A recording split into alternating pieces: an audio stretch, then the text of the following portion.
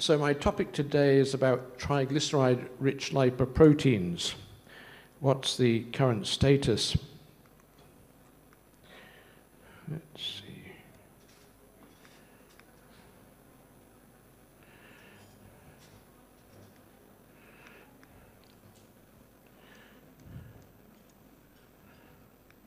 Okay, these are my disclosures. If I can get it to move forward.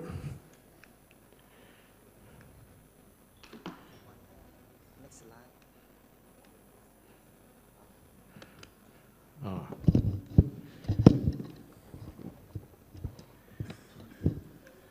Okay, now we're moving forward. So, you've heard so far this morning a lot about LDL cholesterol, which is obviously the first line target for treatment. But what else is there? Well, I want to talk about the one in the middle here at the moment, the triglyceride-rich lipoproteins, and then you'll hear a lot more about lipoprotein a. And to combine the two things, LDL cholesterol and triglyceride-rich lipoproteins, we can just measure non-HDL cholesterol. And there was the study, the prominent study, which came out neutral or negative, which I'll talk about briefly.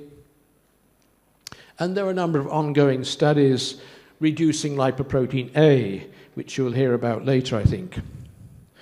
Now, when it comes to LDL cholesterol, we have a lot of options. You've heard a great deal about statins, but there are other things as well. Now, I just want to show this rather nice diagram coming from Jan Boren and colleagues earlier this year. And it shows how all the different lipoprotein particles are potentially atherogenic. If we look at the very large triglyceride-rich lipoproteins, they're too big to go through the epithelium, but they cause some degree of endothelial dysfunction. The smaller ones, the remnants, chylomicron VLD remnants, these can penetrate through the endothelium and contribute just like LDL and lipoprotein A. So all the triglyceride-rich lipoproteins are potentially atherogenic. And on a particle-by-particle basis, the triglyceride-rich lipoproteins are about 4 times more atherogenic than the one LDL particle. And then lipoprotein A is about 6 times more atherogenic than one LDL particle. But of course, there are many more LDL particles, so it's still the first line of target. Now, this diagram out lipid metabolism looks a bit complicated. And I just want to point out to you that there are 2 points where there are problems, 2 bottlenecks, I like to call them. One is the LDL receptor. Now, we know from genetic studies, people who have familial hypercholesterolemia have a problem with the LDL receptor. The other bottleneck is lipoprotein lipase in the circulation processing triglycerides. And there is an obvious genetic defect in lipoprotein lipase, familial chylomicronemia syndrome. So these are 2 ends of the spectrum. They're 2 rare genetic conditions. Well, of course, heterozygous FH is not rare at all. And we have treatments for these 2 things. Statins, ezetimibe, PCSK9 inhibitors, bempedoic acid, they all need the LDL receptor. They work through the LDL receptor finally.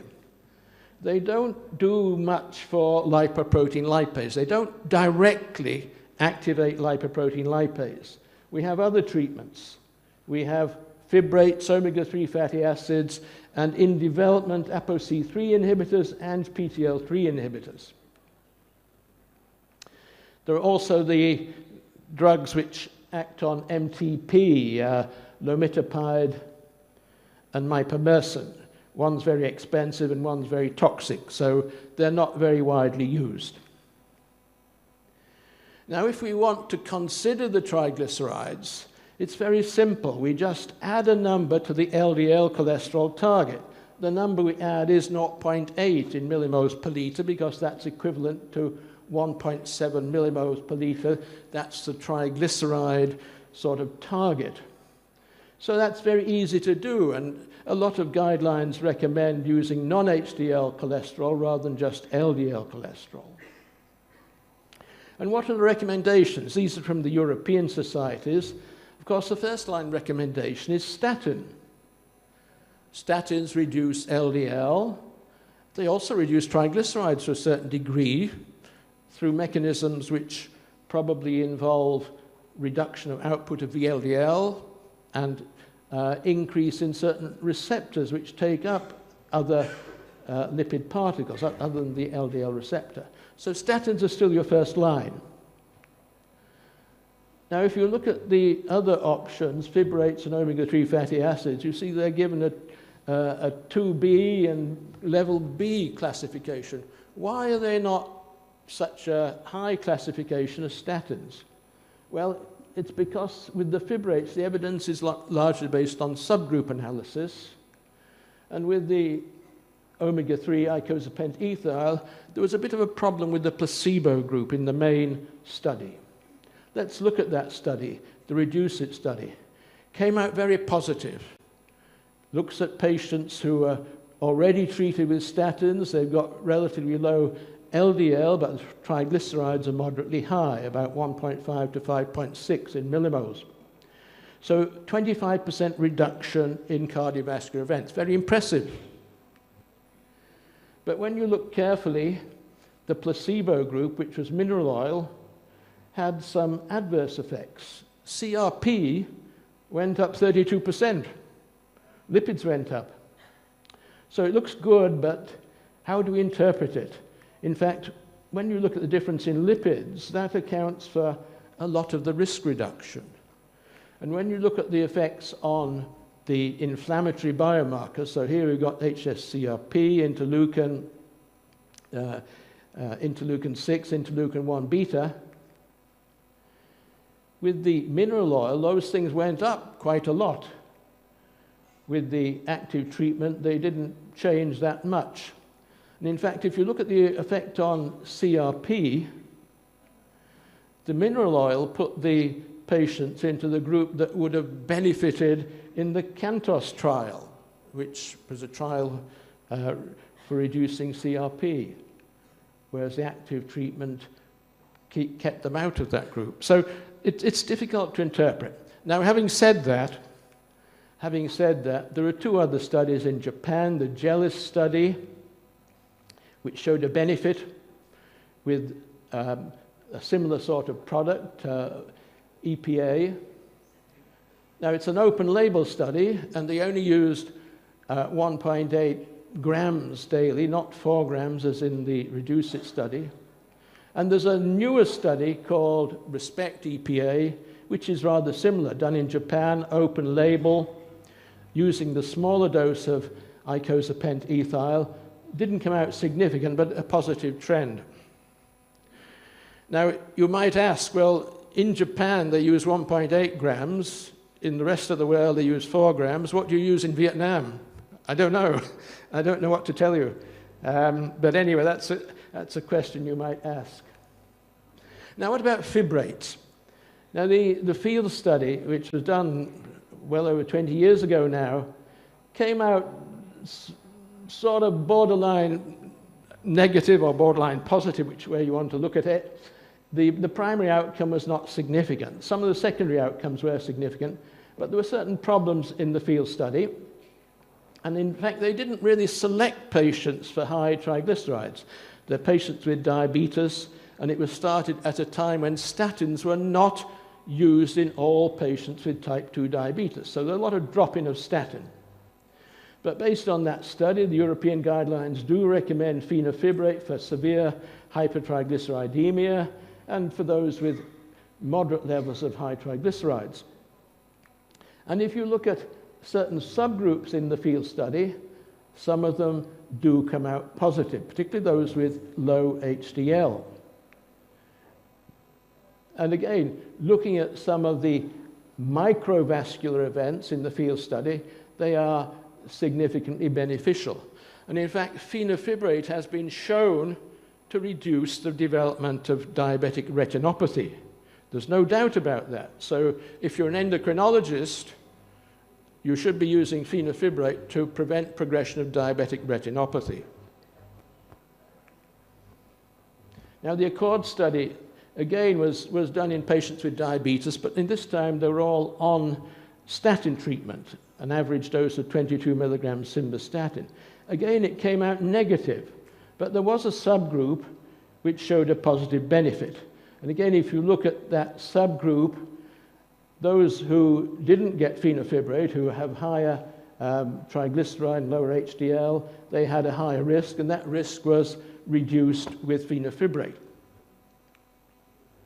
And that group were followed up, and that beneficial effect in that subgroup was maintained over 9.7 years of follow-up. Now, we thought that having identified the group that would benefit, using a new fibrate, a new type of fibrate, a selective PPAR alpha modulator, would have a beneficial effect.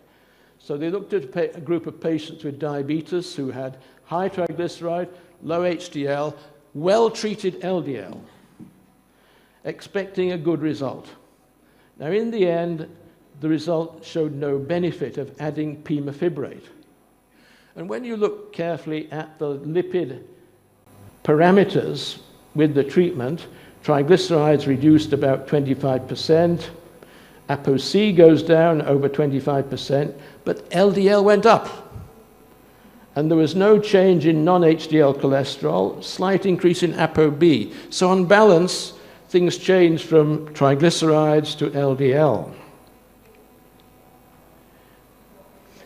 And again, looking at the prominent study, there was no subgroup that actually benefited. There were some that had a slight look of it about benefit, those with higher triglycerides and those who had diabetes for a shorter period of time, but not significant.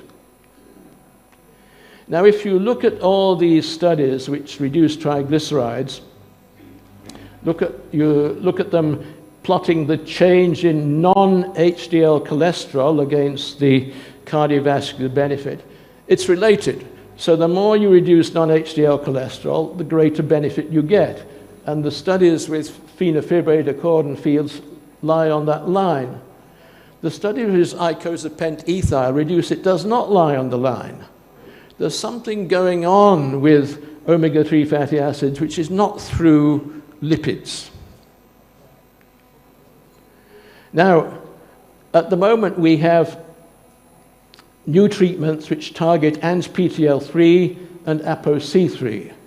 And some of them, evinacumab, has been approved for homozygous FH, and volanesorsen was approved in Europe for familial chylomicronemia syndrome.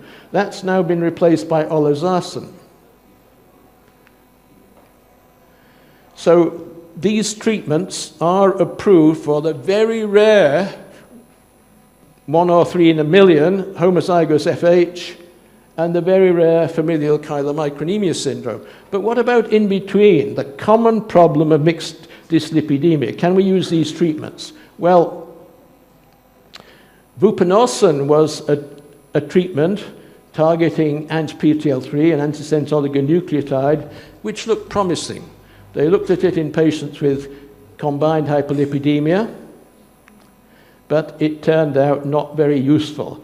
It didn't reduce LDL or ApoB very much, and in fact it increased liver enzymes and liver fat. So that was discontinued. There's another monoclonal antibody which is made in China, which is targeting homozygous FH again. It will be less expensive than evinacumab. Evinacumab costs about $500,000 US a year.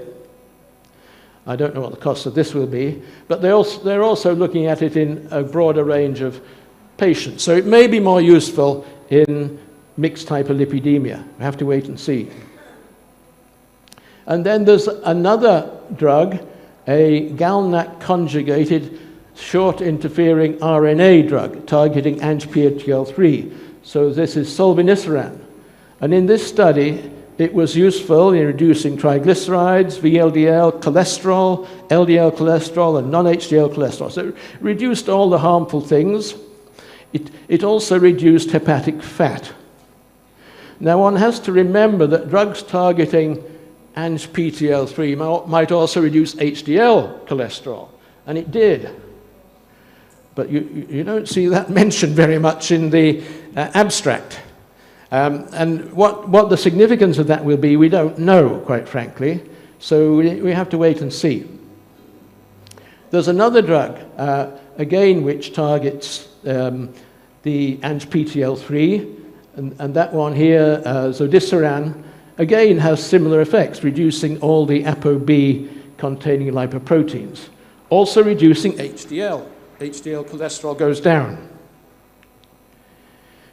And then the drugs targeting ApoC3. Olezarsen has been approved in the United States for familial chylomicronemia syndrome. It may be useful in people with lower levels of triglycerides.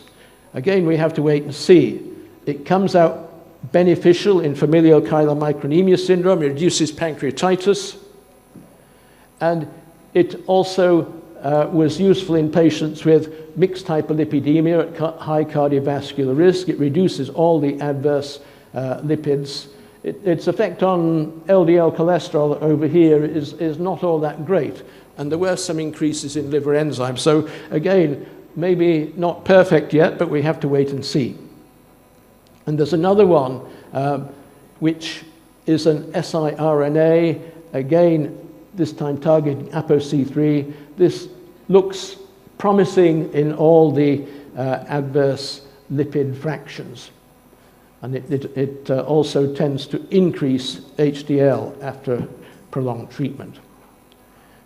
Now, there's a very recent paper produced by the Nordesgaard family showing that the studies in patients with high triglycerides that have been done maybe have looked at patients who have levels of triglycerides which are not really high enough. You know, they've excluded triglycerides above about 5 because of the worry of pancreatitis.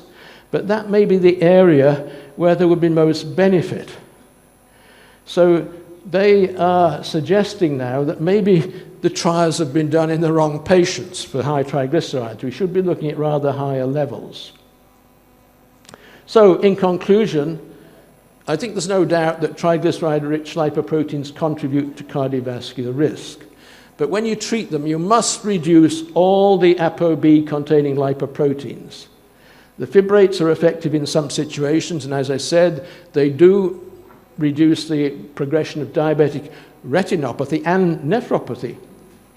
Icosapent ethyl seems to have some benefits beyond its effect on lipids, and these new drugs targeting ApoC3 and ANGPTL3 may have wider applications. At the moment, they're only approved for the very rare genetic conditions.